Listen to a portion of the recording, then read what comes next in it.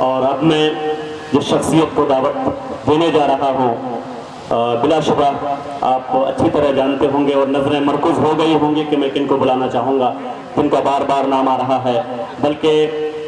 तमाम लोगों ने उनका नाम लिया है। जिससे मेरी मुराद है जनाब अशोक चौधरी साहब का। यूनिवर्सिटी के हर ईंट पर ज़रूर उनका नाम आएगा कि उनकी मेहनतों की वजह से आज ये काम आसान हुआ और यहाँ तक पहुँचा है। कदम कदम पर, जगह जगह और हर वक्त उन्होंने चेयरमैन जनाब मुतीउर रहमान साहब को जो साथ दिया है और अपने पास रख करके जिस तरह से प्लानिंग की है, मंसूबा बनाया है और वो मंसूबा जो कभी जहन में था उसको कागज़ पे लाया और आज उस मंसूबे को ज़मीन पे उतारने का जो वक्त आया है, यकीनन उसमें अशोक चौधरी साहब का, जनाब श्रीमान अशोक चौधरी साहब का बिल्कुल नुमाया किरदार है। ये किरदार हमेशा दमकता रहेगा और ये तमाम लोग, अहले इल्म लोग अच्छी तरह जानते हैं कि अशोक चौधरी एक इंसान का नाम नहीं है, एक आदमी का नाम नहीं है, बल्कि उस कैरेक्टर का नाम है जो तालीम से जो कैरेक्टर मोहब्बत करता है, जो कौमों को, लोगों को बिला तफरीक के मिल्लत, बिला तफरीक के धर्म, बिला तफरीक के हिंदू मुस्लिम तमाम लोगों को, जो लोग तालीम से जुड़ते हैं उनको आगे ले जाने का काम करता है, उसका नाम है अशोक चौधरी, जिनका ये मिशन है कि हालात से बनाई, तालीम से बनाइए मेयार जिंदगी, तालीम से बनाइए मेयार जिंदगी, हालात से ज़मीर का सौदा न कीजिए, हालात से ज़मीर का सौदा न कीजिए। जनाब अशोक चौधरी साहब, इज्जत माब वजीर तामीरात हुकूमत बिहार, जनाब अशोक चौधरी साहब माइक पर बड़ी ही अदब के साथ।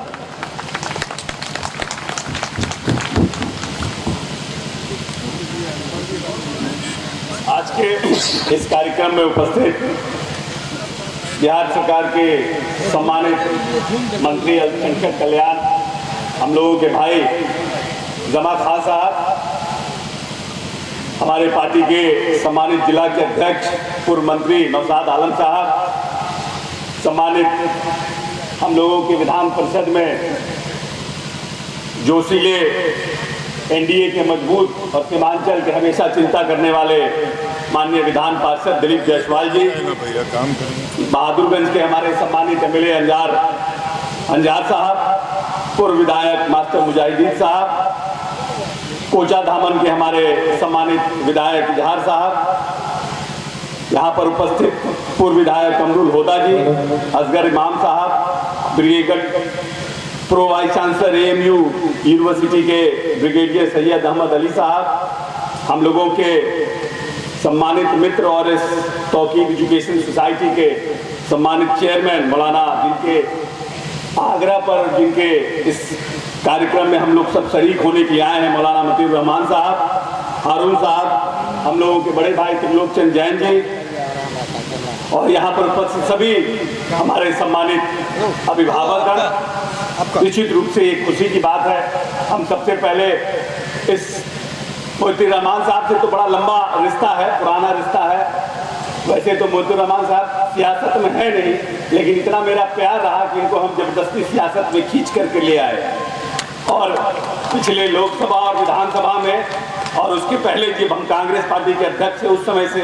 काफ़ी हमारी मित्रता रही और हमने देखा कि इस सीमांचल के इलाके में एजुकेशन पर इनका बड़ा काम रहा। और जब हम महागठबंधन के इस प्रदेश में सरकार थी और हम शिक्षा मंत्री थे,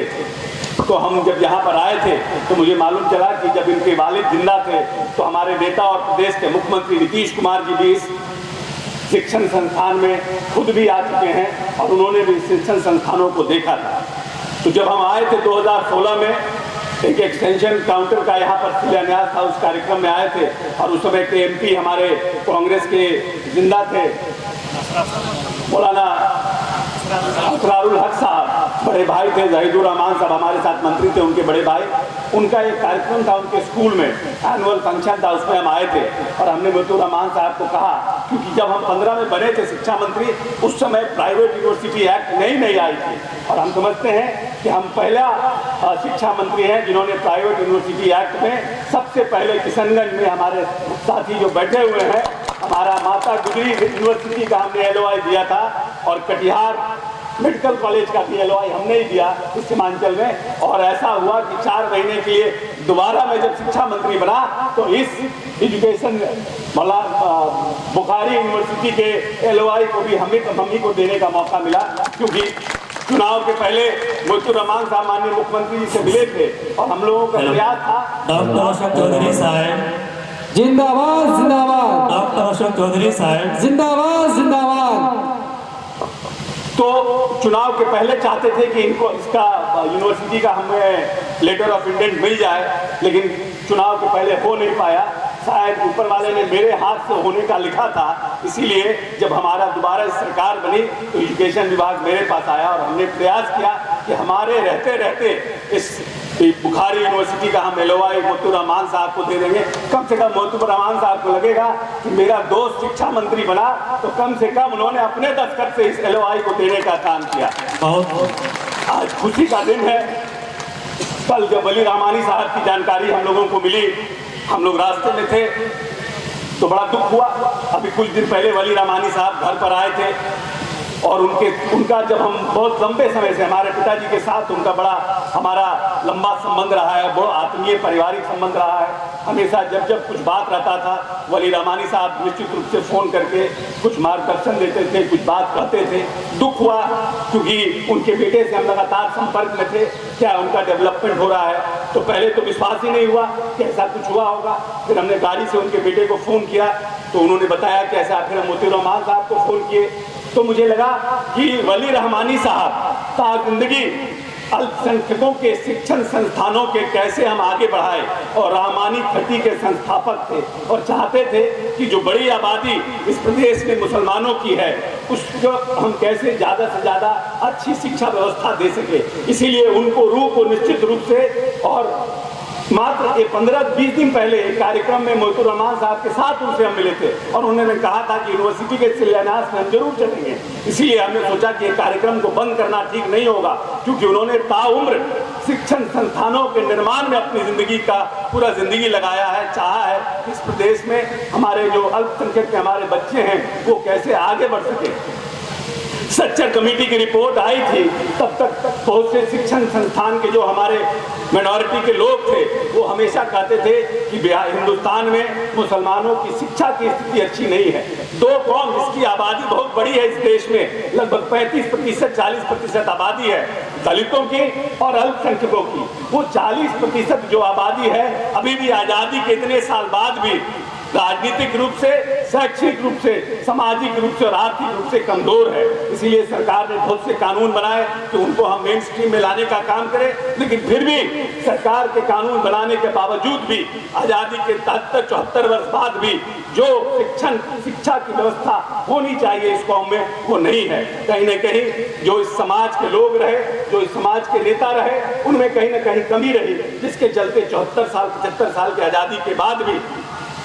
जो शिक्षा की व्यवस्था आर्थिक सामाजिक रूप से होनी चाहिए वो हमारे समाज में दलित और मुसलमानों में नहीं मिल पाई है। इसीलिए आज अगर देखिएगा कि पूरे देश में लिटरेसी लेवल अगर हिंदुस्तान में कम है तो उसका कारण मुसलमान और दलितों में शिक्षण की जो कमी है वो कारण रहा है। हम तो धन्यवाद देते हैं माननीय मुख्यमंत्री अपने नेता नीतीश कुमार को, जिन्होंने 15 वर्ष पर इस प्रदेश की बागडोर संभाली और ये प्रदेश 24,000 करोड़ का बिहार था और आज 2,18,000 करोड़ का बिहार करने का काम माननीय नेता ने किया है। इस सीमांचल के इलाकों में शिक्षण संस्थानों के निर्माण में उन्होंने अहम भूमिका अदा की है। चाहे इस प्रदेश में AMU के लिए जमीन देने का, ये बात अलग है कि जमीन देने के बाद लीगल और टेक्निकल वहां समस्या हो गई, जिसके चलते इन 4-5 वर्षों में अथक प्रयास करने के बावजूद भी जमीन की समस्या का समाधान नहीं हो पा रहा है। लेकिन फिर भी हम लोग पूरी तरह से सजग हैं। अभी हमारे जो 5 विधायक AMU के हुए हैं और मास्टर मुजाहिद और नौशाद साहब भी अलग से माननीय नेता से मिले थे और AMU की समस्या के बारे में उन्होंने कहा था एक उच्च स्तरीय मीटिंग गठित हुई है, कैसे उसका समाधान किया जाए। हम समझते हैं कि 1-2 महीना के अंदर उसका समाधान भी होगा और AMU विश्वविद्यालय का भी यहाँ पर निर्माण होगा। और क्योंकि ये माननीय नेता का सपना है कि हम इस प्रदेश में शिक्षण संस्थानों का जब तक हम निर्माण नहीं करेंगे बड़े तौर पर, तब तक हम इस प्रदेश में जो सीमांचल का इलाका है, पूर्णिया, अररिया, कटिहार, सहरसा, इन सब इलाकों में जो स्थिति है उस स्थिति को हम मजबूत नहीं कर सकते हैं। इसीलिए इस प्रदेश में उन्होंने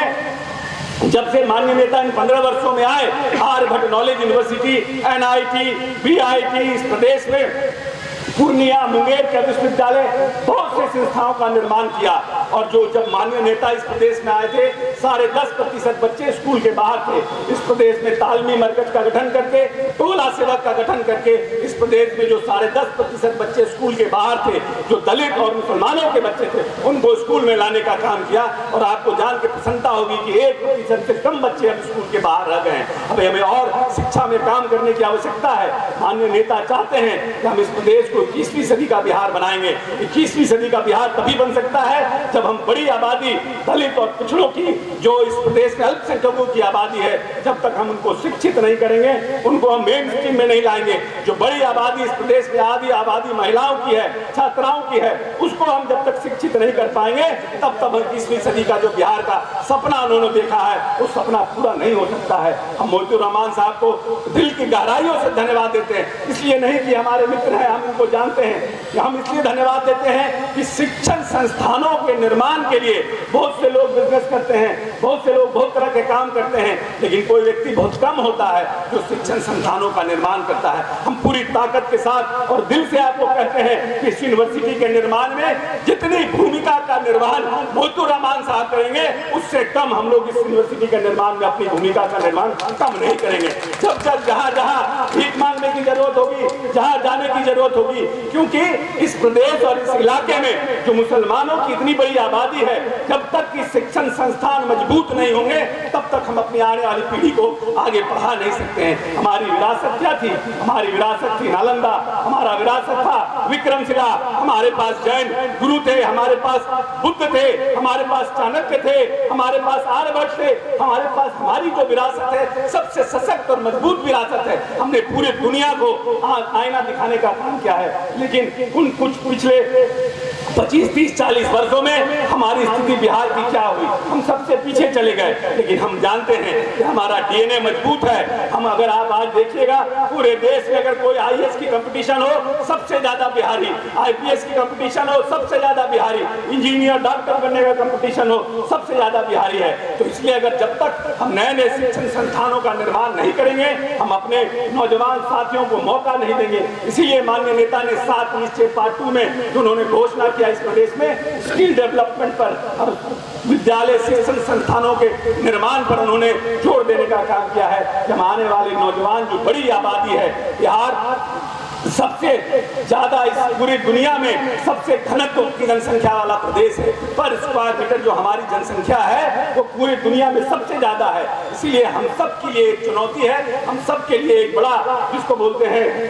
चैलेंज है कि हम कैसे अपने बिहार को फिर से संवारने का काम करें। आइए, जिस नीतीश कुमार ने इस बिहार को, जो बिगड़ा हुआ बिहार था, जो पूरी तरह से अस्त व्यस्त बिहार था, जहाँ बिजली नहीं थी, जहाँ सड़क नहीं था, जहाँ शिक्षण संस्थानें नहीं थी, जहाँ अस्पताल नहीं था, उसको दोबारा पगडंडी पर लाने का काम किया है, दोबारा उसका निर्माण करने का काम किया है। और आपको जानकर प्रसन्नता होगी, सबसे तेज गति से आगे बढ़ने वाला विकास दर का राज्य अभी बिहार है। 10% से ज्यादा जो भारत का औसत विकास दर है, उससे भी ज्यादा तेज गति से बिहार आगे बढ़ रहा है। और इस बिहार को हम सब मिल करके फिर से ताकत देने का काम करें, मजबूत बनाने का काम करें। हिंदू, मुस्लिम, सिख, ईसाई सब मिलकर मिन्नत के साथ, न्याय के साथ विकास की जो अवधारणा अपने नेता की है, उस अवधारणा को पूरा करें और एक नए बिहार का, एक 21वीं सदी के नए बिहार का निर्माण करें, जिसमें हम सब मिल करके एक ऐसे बिहार का निर्माण करें जो हमारी वैभवशाली परंपरा थी, जो हमारा वैभवशाली इतिहास था, उसको दोबारा हम सब मिलकर पाने का काम करें। और एक बार पुनः मोतीउर रहमान साहब को और जो हमारे जितने भी बाहर से, हैदराबाद से, बैंगलोर से जो हमारे सभी गेस्ट आए हैं बाहर से इस यूनिवर्सिटी के शिलान्यास के समारोह में, उन सबका भी स्वागत करते हैं कि उनका भी प्रेम, उनका स्नेह, उनका आशीर्वाद से निश्चित रूप से एक बड़े यूनिवर्सिटी के रूप में आने वाले समय में इमाम बुखारी यूनिवर्सिटी स्थापित होगा। और हम सब मिलकर के दुआ करेंगे तन मन धन से कि यूनिवर्सिटी आगे बढ़े। बहुत बहुत धन्यवाद। जय हिंद, जय बिहार।